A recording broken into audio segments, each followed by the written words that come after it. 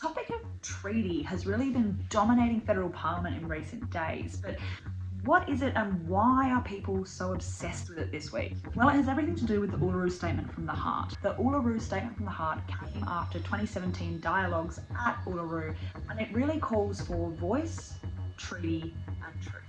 Now the voice, of course, refers to the voice to Parliament, which we're all going to be voting for or against in the upcoming referendum. The voice will exist and endure outside of the ups and downs of election cycles and the weakness of short-term politics.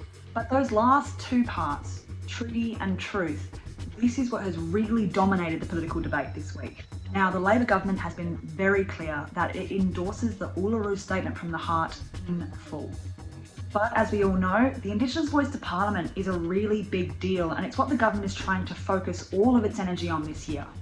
All we've seen is the Coalition and others across the country really asking questions like, what is treaty? How will it work? What about truth-telling? We do not support enshrining in our Constitution a divisive, disrupting and democracy-altering Canberra-based voice. When will Australians know the details about the government's Makarrata Commission? How will this independent body that the Uluru Statement from the Heart calls for, which is titled the Makarrata Commission, oversee treaty and truth-telling? Now, when we talk about treaty making, we're talking about agreements made with First Nations people.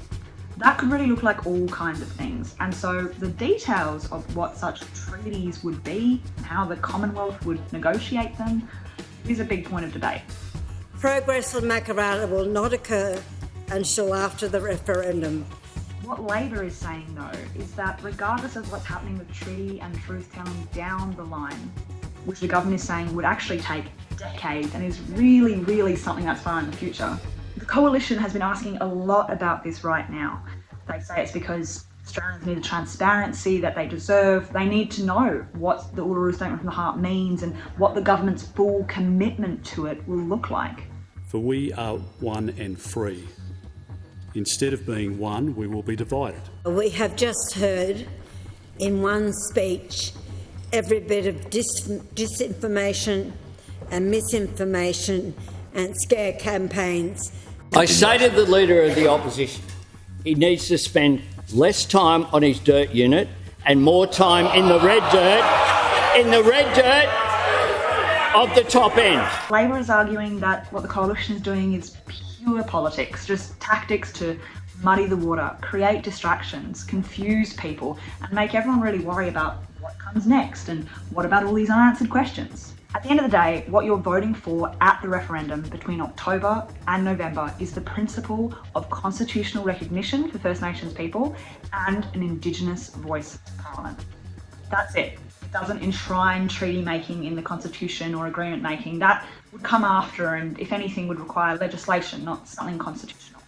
To work with you in lifting the words off the page and lifting our whole nation up. The voice could have a role to play in it. It could advise the Commonwealth Government on what some of this could look like. But that, again, is also up to legislation. It's up to our parliamentarians to figure that out after the fact.